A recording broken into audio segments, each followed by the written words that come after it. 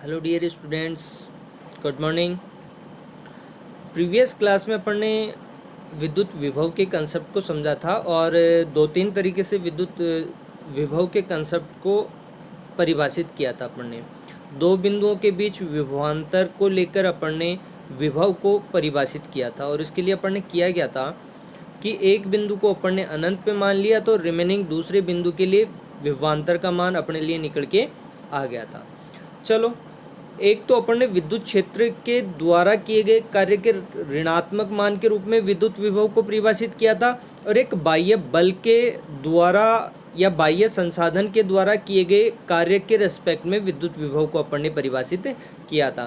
Conceptually यदि आपकी previous class पहले से आपकी प्रिपेयर्ड है, कोई दिक्कत नहीं है, तो यहाँ आपको कुछ भी दिक्कत नहीं होने वाली है।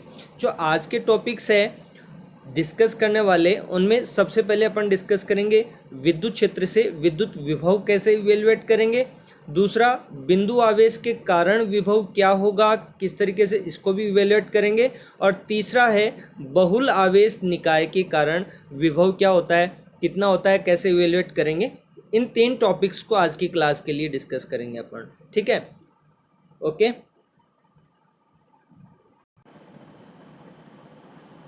Now let's start. आज का अपना टॉपिक है विद्युत क्षेत्र से विद्युत विभव अपन कैसे इवेल्युएट कर सकते हैं।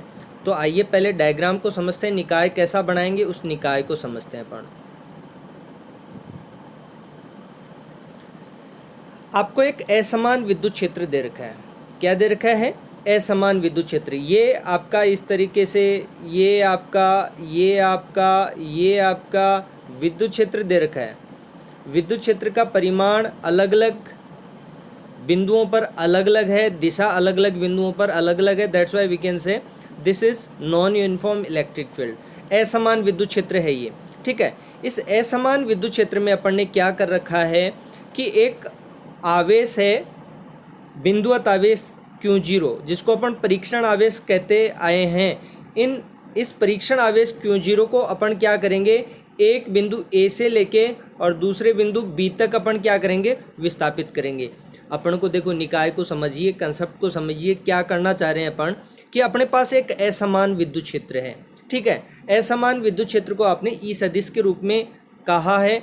प्रत्येक बिंदु पे आप देखोगे तो विद्युत क्षेत्र का परिमाण या दिशा अलग अलग रहेंगे, तो उसको अपन असमान विद्युत क्षेत्र कहते हैं, ठीक है। अब इस असमान विद्युत क्षेत्र में एक आवेश है आपके पास Q0, जिसको आप परीक्षण आवेश कहते आए हो अब तक। इस परीक्षण आवेश Q0 को बिंदु A से लेके कहाँ तक विस्थापित करना है, बिंदु B तक विस्थापित करना है, ठीक है। अब विस्थापित आप करोगे, लेकिन बीच में कहीं पे किसी एक स्थिति पे अपन बात कर लेते हैं परीक्षण आवेश। लेट ये परीक्षण आवेश आपका यहाँ पे इस बिंदु पे यहाँ पे स्थित है ये परीक्षण आवेश। तो विद्युत क्षेत्र में जब कोई आवेश स्थित होता है तो विद्युत क्षेत्र की वजह से परीक्षण आवेश पे क्या लगेगा, विद्युत बल लगेगा। और वो विद्युत बल कितना लगता है, F सदिश बराबर Q0 E। अब एक और इम्पोर्टेंट बात यहाँ पे, चूंकि Q0 क्या है, एक धनावेश है, परीक्षण आवेश क्या है, एक धनावेश है। तो विद्युत क्षेत्र की वजह से या विद्युत क्षेत्र के कारण एक धनावेश पे बल की दिशा क्या होती है, विद्युत बल की दिशा क्या होती है, विद्युत क्षेत्र के कारण विद्युत क्षेत्र के अनुदिशी होती है। तो देखो यहाँ पे विद्युत क्षेत्र की दिशा भी इस डायरेक्शन में ही बता रखी है, क्योंकि विद्युत क्षेत्र की विद्युत बल की डायरेक्शन भी यही बता रखी है, क्योंकि विद्युत क्षेत्र की डायरेक्शन भी लगभग यही है, ठीक है। तो आपकी ये तो हुई एक बात। अब देखो इसमें अपन को क्या करना है, इस विद्युत क्षेत्र के द्वारा किए गए कार्य को परिभाषित करेंगे अपन। उस किए गए कार्य का ऋणात्मक मान क्या होता है, विद्युत विभव होता है। इस बिंदु पे विद्युत विभव कैसे परिभाषित कर रहे हैं अपन, देखो अपन ने क्या किया, एक असमान विद्युत क्षेत्र लिया। असमान विद्युत क्षेत्र में एक बिंदु से दूसरे बिंदु तक आपको एक परीक्षण आवेश Q0 को विस्थापित करना है। तो विद्युत क्षेत्र के कारण उस आवेश Q0 पर क्या लगेगा, विद्युत बल लगेगा।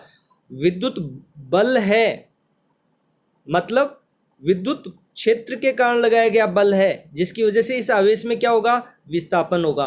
तो यहाँ विद्युत क्षेत्र के द्वारा कार्य किया जाएगा WE, और उस किए गए कार्य और आवेश Q0 का अनुपात का ऋणात्मक मान क्या होता है, इस बिंदु पे विद्युत विभव कहलाएगा। तो फॉर्मेशन बन गया कि नहीं बन गया।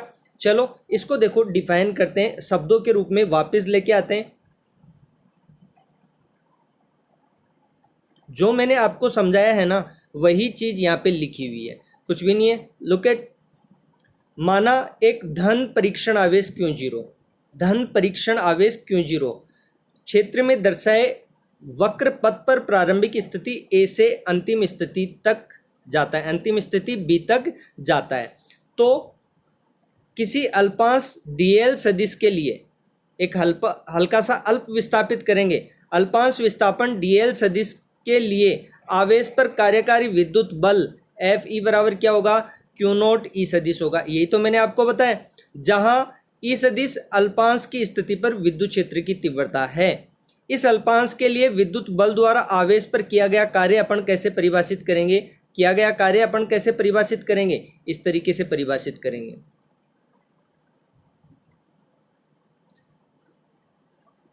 किया गया कार्य कैसे परिभाषित करेंगे अपना, dw बराबर बल है अल्प विस्थापन के लिए किया गया कार्य। परीक्षण आवेश Q0 को A से B तक लेके आ रहे हैं, लेकिन कहीं बीच की स्थिति पे इस परीक्षण आवेश Q0 पर विद्युत बल लग रहा है Fe बराबर QE सदिश अपन ने कह दिया।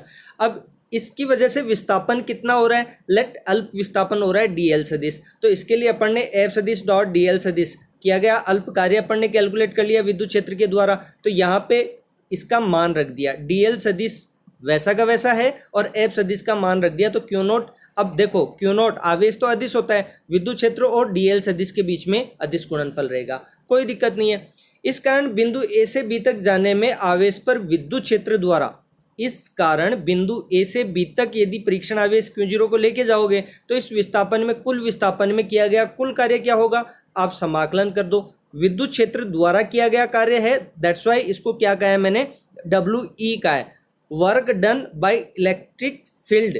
E सबस्क्रिप्ट में इसका मतलब क्या है, work done by electric field. तो आपने क्या किया, इसका इंटीग्रेशन कर दिया, A बिंदु से B बिंदु तक विस्थापित हो रहा है तो समाकलन of A to B Q0 E सदिश डॉट dl सदिश।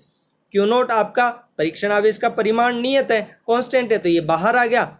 इसको अपन ने क्या कह दिया, इसको मैंने समीकरण 1 कह दिया, ठीक है। ध्यान रखना समीकरण 1 किसको कहा हुआ है, ये आपका समीकरण है, कुल कार्य आपने निकाल लिया है। चलो अब इसके आगे देखो, आपने किए गए विद्युत क्षेत्र के द्वारा किए गए कार्य को निकाल लिया, और इस विद्युत क्षेत्र के द्वारा किए गए कार्य और आवेश Q0 के अनुपात का ऋणात्मक मान क्या था, विभव था। ये आपने प्रीवियस क्लास में तो डिफाइन किया है, माइनस V बराबर माइनस WE अपॉन में Q0, दैट्स वाई इसको देखो।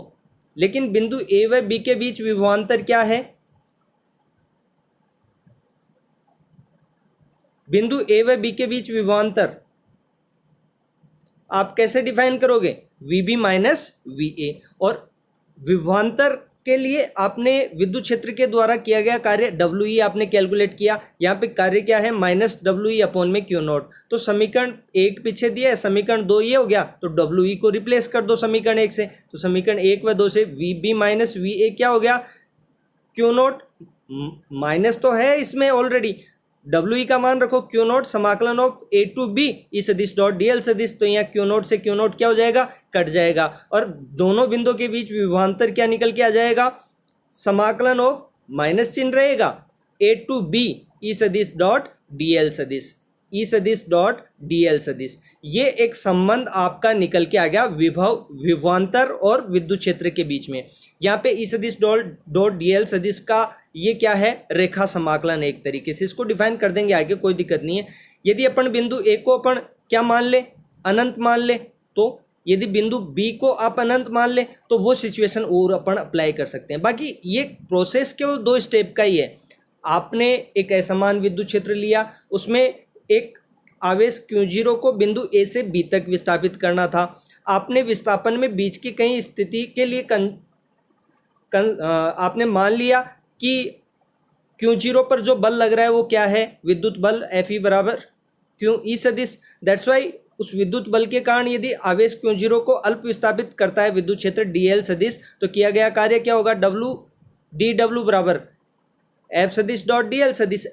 F सदिश का मान आपके पास है QE सदिश, तो Q0 E सदिश डॉट dl सदिश आपका हो जाएगा।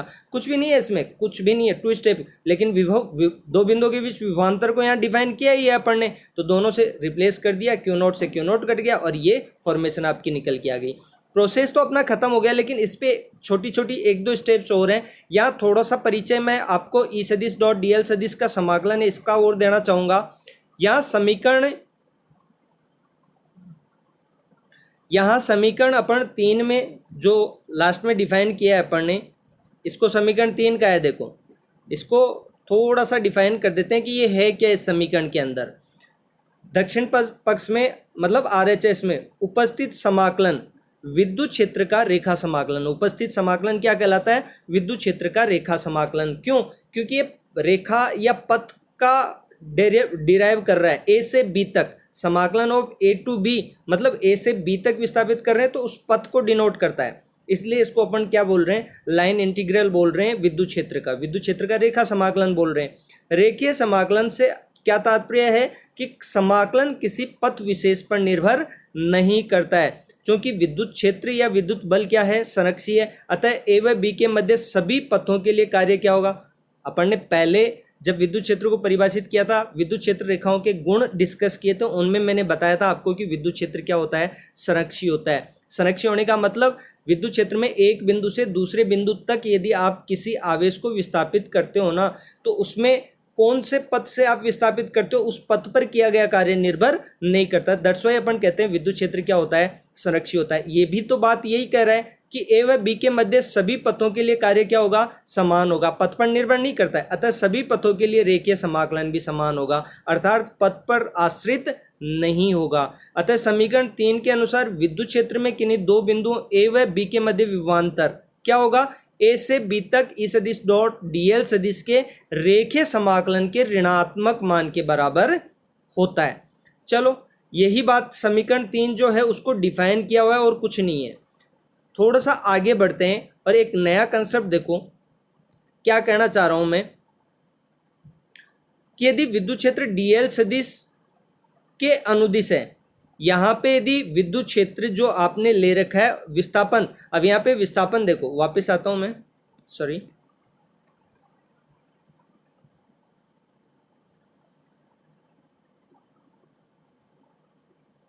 यहां पे विस्थापित आप करोगे इसको, तो विस्थापन तो इस दिशा में होगा ना, Q0 में विस्थापन तो इस दिशा में होगा। और विद्युत क्षेत्र कौन सी दिशा में? विद्युत क्षेत्र आपका इस दिशा में है, विस्थापन आपका इस दिशा में है और विद्युत क्षेत्र आपका इस दिशा में है। अब ये बात क्या कह रहा है? यदि ये विद्युत क्षेत्र इस दिशा में हो, कौन सी दिशा में हो? विद्युत क्षेत्र भी इसी दिशा में हो, विद्युत क्षेत्र भी आपका इसी दिशा में हो जिस दिशा में क्या हो रहा है? विस्थापन हो रहा है Q0 के अंदर। तो उस केस को डिस्कस करना चाह रहा है। ये क्या कह रहा है?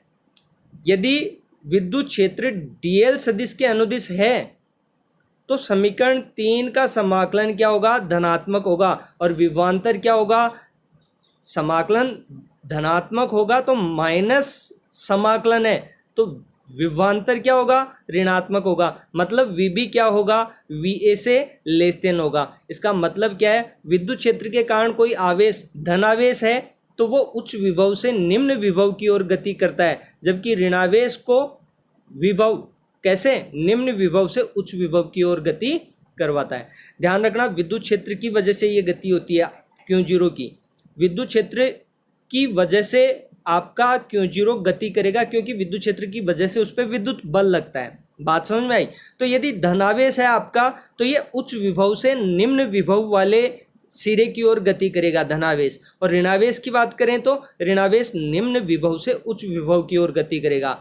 और ये एक इम्पोर्टेंट कंसेप्ट है, ध्यान रखना, ये एक इम्पोर्टेंट कंसेप्ट है कि यदि कोई विद्युत क्षेत्र है और उस विद्युत क्षेत्र में आप किसी धनावेश को रखते हो तो असमान विद्युत क्षेत्र है तो उसमें अलग अलग बिंदु पे विद्युत क्षेत्र भी अलग होगा, तो विद्युत विभव भी अलग अलग होगा। असमान विद्युत क्षेत्र में यदि आप किसी धनावेश को रखते हो तो वो धनावेश किधर गति करेगा? उच्च विभव वाले बिंदु से निम्न विभव वाले बिंदु की ओर गति करेगा। लेकिन यदि ऐसे ही असमान विद्युत क्षेत्र में यदि आप किसी ऋणावेश को रखते हो तो वो निम्न विभव से उच्च विभव वाले बिंदु की ओर गति करेगा। आई होप बात समझ में आई होगी आपको। यदि समीकरण 3 में हम बिंदु ए को क्या मान ले? अनंत पर मान ले, तो अनंत पर तो विभव क्या होता है? 0 होता है। तो क्या हो जाएगा आपका ये क्या हो जाएगा? माइनस समाकलन इनफाइनाइट से b ई सदिश डॉट dl सदिश, दैट्स इट। चलो नेक्स्ट टॉपिक पे आते हैं, दूसरा टॉपिक, और वो क्या है अपना, बिंदु आवेश के कारण विभव अपन ज्ञात करेंगे। बिंदु आवेश के कारण क्या ज्ञात करेंगे, विभव ज्ञात करेंगे। चलो सबसे पहले बात तो मैं करूं विद्युत क्षेत्र तीव्रता की। बिंदु आवेश के कारण विद्युत क्षेत्र तीव्रता क्या होती है, के क्यू अपॉन में आर स्क्वायर। देखो ये यही सबसे पहले बात की है कि बिंदु आवेश क्यों से दूरी आर पर विद्युत क्षेत्र क्या होगा, ई बराबर के क्यू अपॉन में आर स्क्वायर कह दो, या के को क्या लिख सकते हो, 1 अपॉन में 4 pi epsilon not Q upon में आर स्क्वायर। ये विद्युत क्षेत्र होता है आपका, ठीक है। इसकी आवश्यकता अपन को पड़ेगी तो इसकी चर्चा कर ली अपन ने। चलो बिंदु आवेश के कारण आपको विभव ज्ञात करना है तो ऐसा निकाय बनाते हैं। बिंदु आवेश के कारण आपको विद्युत विभव ज्ञात करना है तो बिंदु आवेश का निकाय बना लीजिए। आपने क्या लिया है, एक बिंदु आवेश लिया है, देखो यहाँ पे ये एक बिंदु आवेश लिया है Q0 यहाँ पे, ठीक है। अब एक बिंदु आवेश है तो उसकी वजह से उसके त्रिज्यी बाहर की ओर, और बिंदु आवेश क्यों क्या है, एक धनावेश है, प्लस क्यों लिया हुआ है तो इसके त्रिज्यी बाहर की ओर विद्युत क्षेत्र की दिशाएं होंगी। ये विद्युत क्षेत्र की दिशाएं दिखा रखी हैं, ये विद्युत क्षेत्र त्रिज्यी बाहर की तरफ विद्युत क्षेत्र की दिशा होगी, इधर भी विद्युत क्षेत्र की दिशा ही होगी, ठीक है। अब इस विद्युत क्षेत्र के अंदर एक बिंदु आवेश लिया है आपने, इस बिंदु आवेश में विद्युत क्षेत्र की दिशा आपने चारों तरफ बता दी, त्रिज्यी है बाहर की ओर। इस विद्युत क्षेत्र में आपने एक बिंदु P लिया है, आपने क्या लिया है, बिंदु P लिया है, और बिंदु P कहाँ है, इस एक जो आपने बिंदु आवेश लिया है इससे r दूरी पर है, ये दूरी r बता रखी है यहाँ पे। प्लस क्यू आवेश से r दूरी पर आपने बिंदु P लिया है, जहां इस विद्युत क्षेत्र में इस प्लस क्यू आवेश या बिंदुवत आवेश के कारण विद्युत विभव आपको ज्ञात करना है।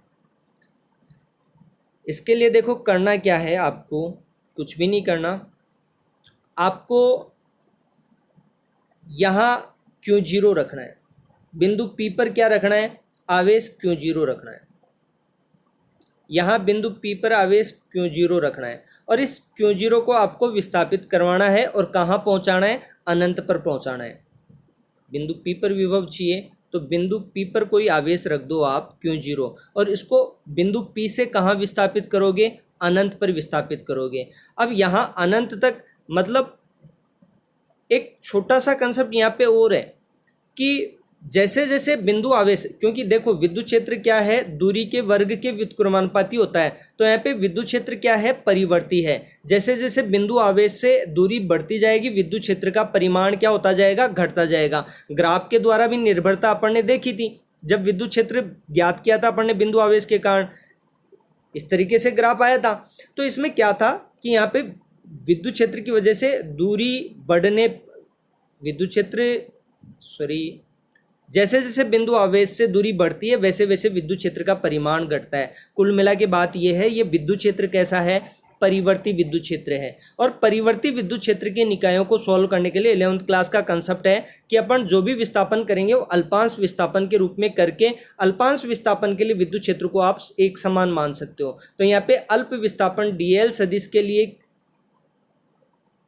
क्या, कितना, किस तरीके से कार्य किया जाएगा विद्युत क्षेत्र के द्वारा, देखो उसी चीज को डिफाइन करता हूं मैं आगे। निकाय आपको समझ में आ गया होगा। यहाँ पे एक बिंदु आवेश है प्लस क्यू, जिसकी वजह से त्रिज्यीय दिशा में क्या होता है, विद्युत क्षेत्र होता है बाहर की ओर। इसको आप बिंदु P को किसी भी दिशा में लेके जाओ, लेकिन बिंदु P से आपको अनंत पे लेके जाना है, तो अल्प विस्थापन के लिए आप बात करोगे। क्यों, क्योंकि विद्युत क्षेत्र आपका परिवर्ती है। यदि क्यू धनात्मक है, देखो यहाँ पे वही बात कही हुई है कि यदि क्यू धनात्मक है, यदि क्यू धनात्मक है तो ई आवेश से बाहर की ओर त्रिज्यीय दिशा में होता है। अब हम किसी बिंदु P पर विद्युत विभव ज्ञात करेंगे, और इसे ज्ञात करने के लिए हम कल्पना करते हैं कि एक धनावेशित परीक्षण आवेश Q0 को बिंदु P से अनंत की ओर किसी त्रिज्यीय रेखा पर विद्युत क्षेत्र ई सदिश के अनुदिश क्या कर रहे हैं, ले जा रहे हैं, ले जाया जा रहा है, ठीक है। सिंपल सी बात है, क्यों एक धनात्मक आवेश है जिसकी दिशा क्या होगी, आवेश से बाहर की ओर त्रिज्यीय दिशा में होगी। अब हमें बिंदु, इस विद्युत क्षेत्र में बिंदु P पर विद्युत विभव ज्ञात करना है, तो इसके लिए करेंगे क्या, एक परीक्षण आवेश Q0 को बिंदु P से अनंत की ओर विद्युत क्षेत्र की दिशा में ही या विद्युत क्षेत्र के अनुदिश ही ले जा रहे हैं। ठीक है, इस प्रकार के पथ पर परीक्षण आवेश के लिए अवकलीय जो विस्थापन है dl सदिश, उसको आप क्या मान लो, dr सदिश मान लो। तो इसको अपन कैसे लिख सकते हैं फिर रेखा समाकलन के अंदर, ई सदिश डॉट dl सदिश को कैसे लिख सकते हैं, ई dl बराबर ई dr ऐसे लिख सकते हैं। तो यहाँ पे सीमाओं कहाँ से कहाँ तक, बिंदु P की दूरी क्या थी, r दूरी थी क्यों आवेश से, तो सीमाओं r से अनंत के लिए समीकरण क्या हो जाएगी, अनंत और बिंदु P के बीच विभव का अंतर क्या हो जाएगा, विभव का अंतर क्या हो जाएगा, v इनफाइनाइट माइनस Vp, अनंत पे लेंगे तो अंतिम बिंदु पर विभव माइनस प्रारंभिक बिंदु पर विभवांतर कैसे ज्ञात करोगे, अंतिम बिंदु पर विभव माइनस प्रारंभिक बिंदु पर विभव, पीछे भी अपन ने ऐसे ही किया था, v भी माइनस वी किया था। अब आप इस परीक्षण आवेश Q0 को क्या कर रहे हो कि आप बिंदु P से अनंत पे लेके जा रहे हो, तो अंतिम बिंदु आपका अनंत है, तो अनंत पर विभव माइनस प्रारंभिक बिंदु क्या था, P पर विभव। तो यहां से समाकलन किया, बिंदु P r दूरी पर था तो r से अनंत तक आपने रेखा समाकलन कर दिया, ई सदिश डॉट dr सदिश। चलो ये आपका ई सदिश और dr सदिश दोनों एक ही दिशा में है, विस्थापन विद्युत क्षेत्र की दिशा में ही हो रहा है, तो ई dr कोस थीटा, कोस 0 हो जाएगा, कोस 0 का मान होता है 1, यहाँ पे इसका अदिश गुणनफल खोलेंगे तो क्या आएगा, कोस 0, और कोस 0 का मान क्या होता है 1, क्योंकि दोनों ई सदिश की दिशा में ही विस्थापन हो रहा है आपका। तो यहाँ पे इसको देखो, दूसरा v इनफाइनाइट का वैल्यू, अनंत पर विभव क्या होता है, अनंत पर विभव 0 होता है, तो ये तो हो गया 0, तो यहाँ से क्या बचा माइनस p, माइनस आपका बाहर आ जाएगा, और बिंदुवत आवेश की वजह से r दूरी पर विद्युत क्षेत्र आपको पता है ही, ये हो गया। ठीक है, क्योंकि इनफाइनाइट पे आगे देखो डिफाइन कर दिया, क्योंकि v इनफाइनाइट इक्वल्स 0। चलो दोनों तरफ से माइनस हट गया, और इसका आपको क्या करना है, समाकलन करना है, तो माइनस आर स्क्वायर ऊपर जाएगा तो r की पावर माइनस 2 घात 1, समाकलन कैसे करते हैं घात का, एक घात जुड़ जाती है और जो जुड़ के आता है वो बटा में आ जाता है, तो यहाँ पे r की पावर माइनस 2 होगी, आर स्क्वायर ऊपर चला जाएगा तो बाकी सब कांस्टेंट है बाहर आ जाएगा, तो r की पावर माइनस 2 का क्या होगा, r की पावर माइनस 2 प्लस 1 बटा में माइनस 2 प्लस 1 क्या बचेगा, r की पावर माइनस 1 बटा में माइनस 1, माइनस आगे आ गया इसमें, और r की पावर माइनस 1 नीचे आ गई तो 1 बटाओ r हो गया। लिमिट लगाओ, 1 बटाओ इनफाइनाइट माइनस 1 बटाओ इनफाइनाइट, और माइनस और इसका माइनस दोनों क्या हो जाएंगे, प्लस हो जाएंगे, तो 1 बटाओ r, आपका फाइनली ये रिजल्ट निकल के आ जाएगा। बिंदु P पर विभव क्या होगा, k क्यों अपॉन में r, k को क्या लिख सकते हो आप, 1 बटाओ 4 पाई एप्सिलॉन नॉट। ठीक है, ध्यान रखना, बिंदुवत आवेश की वजह से विद्युत क्षेत्र तीव्रता क्या थी r दूरी पर, k क्यों अपॉन में r स्क्वायर, और बिंदुवत आवेश की वजह से विद्युत विभव क्या है, k क्यों अपॉन में r, विद्युत क्षेत्र तीव्रता k क्यों अपॉन में r स्क्वायर, विद्युत विभव k क्यों अपॉन में r, एक में r स्क्वायर, विद्युत क्षेत्र तीव्रता में नीचे r स्क्वायर है, यहाँ पे r है, विभव में क्या है r है। इसको देखो स्वतंत्र बिंदु के लिए यदि अपन डिफाइन करें, यदि बिंदु P अपना यादृच्छिक है, अपने द्वारा लिया गया है, तो व्यापक रूप में बिंदु P का यहाँ से हटा दो, विद्युत क्षेत्र तीव्रता क्या, विद्युत विभव क्या हो जाएगा, v बराबर k क्यों अपॉन में r। ठीक है, दैट्स इट। अब इसमें निर्भरता ग्राफ को भी देख लीजिए। निर्भरता ग्राफ की जब अपन बात करेंगे ना, तो किसी बिंदु आवेश के कारण विद्युत विभव क्या होगा, आवेश से प्रेक्षण दूरी के व्युत्क्रमानुपाती होगा, बिंदु P की जो दूरी है ना उसके व्युत्क्रमानुपाती होगा, तो ये निर्भरता ग्राफ होगा, v व्युत्क्रमानुपाती r। विभव अदिश राशि है, कोई प्रॉब्लम ही नहीं है। ठीक है, अब यदि आपका प्लस क्यू आवेश की जगह माइनस क्यू आवेश होता, तो यदि स्रोत आवेश क्या होता है, ऋणात्मक होता, तो यहाँ पे क्या होगा, माइनस क्यू आएगा। भैया ये विभव अदिश राशि है, किसी विलगित धनावेश के कारण विद्युत विभव धनात्मक होगा, और किसी विलगित ऋणावेश के कारण विद्युत विभव क्या होगा, ऋणात्मक होगा। लेकिन एक और बात यहाँ पे मैं करना चाहूँगा कि यदि ये निकाय अपना किसी माध्यम में हो, और माध्यम की विद्युतशीलता क्या हो, एप्सिलॉन हो, आपेक्षिक विद्युतशीलता एप्सिलॉन r या फिर k आप कह सकते हो, तो निर्वात में क्या होगी, यह हो जाएगी आपकी। ठीक है, इसको थोड़ा सा सावधानी से समझ लें।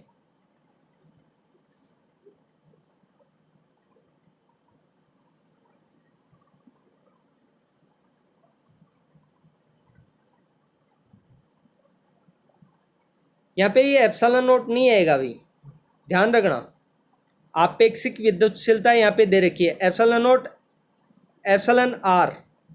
एप्सिलॉन r क्या होता है, एप्सिलॉन आर क्या होता है? माध्यम की विद्युतशीलता और निर्वात की विद्युतशीलता। ठीक है, इसको इससे मल्टीप्लाई करोगे ना तो एप्सिलॉन नॉट एप्सिलॉन आर आएगा, ये बात सही है, लेकिन उसको 1/4 एप्सिलॉन नॉट को आपने वी लिख दिया है, तो यहाँ पे ये एप्सिलॉन नॉट नहीं आएगा। ये निर्वात के अंदर है विभव, ये माध्यम के अंदर विभव है, तो ये एप्सिलॉन नॉट नहीं आएगा। जो क्लास देख रहा है वो अच्छे से नोट कर लें, के गुना विद्युत विभव कम होगा माध्यम में यदि के पैरावैद्युतांक है या आपेक्षिक विद्युतशीलता एप्सिलॉन आर है, तो माध्यम में विभव क्या होगा? निर्वात में विभव की तुलना में के गुना या एप्सिलॉन आर गुना कम होगा, तो यहाँ पे एप्सिलॉन नॉट नहीं आएगा। ध्यान रखिएगा इस बात का, ये कंसेप्चुअल है, आपकी बुक में एरर थी तो आप लोगों के सामने आ गई। ठीक है, नोट्स आप मेंटेन कर सकते हो, मैंने कोशिश की है घर बैठे टाइपर वगैरह, टाइपिंग वगैरह नोट्स वगैरह के लिए बिल्कुल अवेलेबल नहीं होता है, लेकिन फिर भी मैं कोशिश कर रहा हूँ कि एक्स्ट्रा चीज़ों को हटा के आपको बुक से ही सारी चीज़ें समझाई जा सकें। ठीक है, हैंड रिटन चीज़ें इतनी ज़्यादा पॉसिबल नहीं हो पाती, इतना समय भी नहीं मिल पाता है भाई मुझे। ठीक है, आई होप इस बात को आप समझोगे। फिर भी कोशिश मैंने की है एक्यूरेटली चीज़ें आपको देने की, कहीं कोई मिस्टेक मिलेगी, जैसे मैंने यहाँ पे बताया एप्सिलॉन नॉट नहीं आएगा तो उसको आप हटा सकते हैं। आवेशों के निकाय के लिए अब देख लो, आवेशों के निकाय के लिए देखो अपन समझते हैं, आपको निकाय बनाना पड़ेगा। आवेशों के निकाय के लिए विद्युत विभव ज्ञात करना है। ठीक है, अब आपके पास निकाय को समझिए, आपके पास n आवेशों का निकाय है, Q1 आवेश, Q2 आवेश, Q3 आवेश, Q4 आवेश और डैश आपके पास Qn आवेश है। ठीक है, और इन सभी आवेशों की वजह से बिंदु P पर आपको क्या ज्ञात करना है? विद्युत विभव ज्ञात करना है। That's it. अब बिंदु P की इन सभी आवेशों से दूरी भी चाहिए, तो Q1 आवेश से दूरी क्या है? Q1 आवेश से दूरी R1 है, Q2 आवेश से दूरी R2 है, Q3 आवेश से बिंदु P की दूरी R3 है, Q4 आवेश से R4 है और डैश Qn आवेश से दूरी क्या है? Rn है। तो इजी वे में आप लिख सकते हो, आवेशों का निकाय आपको बनाना पड़ेगा कि माना किसी निकाय में या किसी n आवेशों के निकाय में अपने पास n आवेश हैं, Q1, Q2, Q3, Q4 dash Qn, जिनके कारण बिंदु P पर हमें विद्युत विभव ज्ञात करना है। बिंदु P की इन आवेशों से दूरियां क्रमशः R1, R2, R3, dash Rn है। दैट्स वाई इन सभी आवेशों के निकाय के द्वारा बिंदु P पर विद्युत विभव। अब यहाँ पे विद्युत विभव एक अदिश राशि है, तो यहाँ पे अध्यारोपण का सिद्धांत जरूरी नहीं है अपन को, एक बिंदु आवेश की वजह से विद्युत विभव अपन ने ज्ञात कर लिया, केवल बीजगणितीय योग करना है। सभी बिंदु आवेशों की वजह से अलग अलग विभव ज्ञात कर दो और सबका बीजगणितीय योग कर दो। यदि कहीं पे प्लस क्यू है, कहीं पे माइनस क्यू है, तो माइनस क्यू आ जाएगा। इसमें कुछ भी नहीं करना है, बीजगणितीय योग करना है। देखो क्या करना है अपन को, बिंदु P पर विभव के लिए प्लस Q1 आवेश की वजह से विभव प्लस Q2 आवेश की वजह से विभव प्लस Q3 आवेश की वजह से विभव डैश Qn आवेश की वजह से विभव। ठीक है, Q1 आवेश की वजह से बिंदु P की दूरी क्या है? R1, तो K Q1 अपॉन में R1। ठीक है, Q2 आवेश की वजह से बिंदु P पर विभव क्या होगा? K Q2 अपॉन में R2 डैश ऐसे Qn आवेश की वजह से बिंदु P पर विभव क्या होगा? K Qn अपॉन में Rn। K Q अपॉन में R निकाल लिया ना बिंदु आवेश की वजह से विभव, तो दिक्कत ही नहीं है इसमें। इसके बाद क्या किया है, देखो K को कॉमन ले लिया, यहाँ पे बच गया Q1 अपॉन में R1 प्लस Q2 अपॉन में R2 प्लस Q3 अपॉन में R3 plus dash plus Qn upon में Rn। अब इसको आप समेशन फॉर्मेट में लिख सकते हो, कुछ भी नहीं है इसके अंदर, आप क्या कर सकते हो, इसको समेशन फॉर्मेट में लिख सकते हो। तो ये आपका फाइनली निकल के आ जाएगा K या 1/4 epsilon not summation I equals 1 to n Q of I R of I। ये आपका फाइनली बहुआवेश निकाय की वजह से विभव निकल के आ गया। मैंने कहा था ना, विद्युत क्षेत्र की कंपैरिजन में विद्युत विभव बहुआवेश निकाय के लिए निकालना या किसी भी निकाय के लिए निकालना विभव आसान रहता है विद्युत क्षेत्र के कंपैरिजन में, क्योंकि विद्युत क्षेत्र सदिश क्षेत्र है, विद्युत विभव क्या है? अदिश क्षेत्र है, तो बीजगणितीय योग अपन कर सकते हैं। ठीक है, इस निकाय को देखो डिफाइन जब अपन ने किया था आसान लैंग्वेज में मैंने बोल दिया था, लेकिन यहाँ पे अपने पास भी लैंग्वेज लिखी हुई है तो उसको आप समझ सकते हो। देखो सबसे पहली बात यही कही है जो मैंने आपको कहा है कि विद्युत विभव क्या है? एक अदिश राशि है, अतः दिए गए बिंदु पर आवेश के कारण विद्युत विभव अलग अलग आवेशों के कारण विभवों से अदिश योग से ज्ञात किया जा सकता है, विभवों के अदिश योग से ज्ञात किया जा सकता है, बीजगणितीय योग से ज्ञात किया जा सकता है। निकाय बना लो, विभिन्न आवेशों के कारण उत्पन्न विद्युत क्षेत्र में किसी प्रेक्षण बिंदु P पर विद्युत विभव ज्ञात करना है। माना बिंदु P की बिंदु आवेशों Q1 Q2 डेस्टेसेस Qn से दूरियां क्रम से क्या है, R1 R2 R3 coma डेस्टेसेस Rn है। तो बिंदु P पर कुल विभव अलग अलग आवेशों के कारण विभवों के बीजगणितीय योग के बराबर हो जाएगा। और उसके बाद आपने एक सबका अलग अलग ज्ञात कर ही लिया। आज की क्लास के लिए इतना ही है। और फाइनली मैं एक और बात आप लोगों से बोलना चाहूँगा कि जो इंस्टीट्यूट के बच्चे हैं जो मेरी क्लासेस देख रहे हैं, उसमें मैं नोट कर रहा हूँ कि लगभग 90-95% वो स्टूडेंट्स हैं जो वीडियोस को वॉच कर रहे हैं, जिन्होंने अभी तक मेरे चैनल को, यूट्यूब चैनल को सब्सक्राइब नहीं किया है। तो मैं अपने स्टूडेंट्स से रिक्वेस्ट करूँगा कि वो मेरे चैनल को सब्सक्राइब कर लें, यूट्यूब चैनल को, ताकि और बेल आइकन जो होता है उसको क्लिक कर लें, ताकि जो भी नेक्स्ट क्लास होगी, कोरोना आज है कल नहीं है, कंटिन्यूटी मेरी वीडियोस की बनी रहेगी। लगातार मैं क्लासेस डालता रहूँगा। तो नए क्लासेस का, नए लेक्चर्स का नोटिफिकेशन प्राप्त करने के लिए आप सब्सक्राइब करके चैनल को और बेल आइकन को प्रेस कर लें, ठीक है। बाकी जो भी अदर देन इंस्टीट्यूट के स्टूडेंट्स हैं ना, वो भी सब्सक्राइब करके और बेल आइकन को प्रेस कर सकते हैं। ज़्यादा विशेष कुछ करने की ज़रूरत नहीं है, सर के लिए थोड़ा सा कीजिए आप, मेरी एनर्जी बराबर बनी रहेगी, ठीक है। Thank you.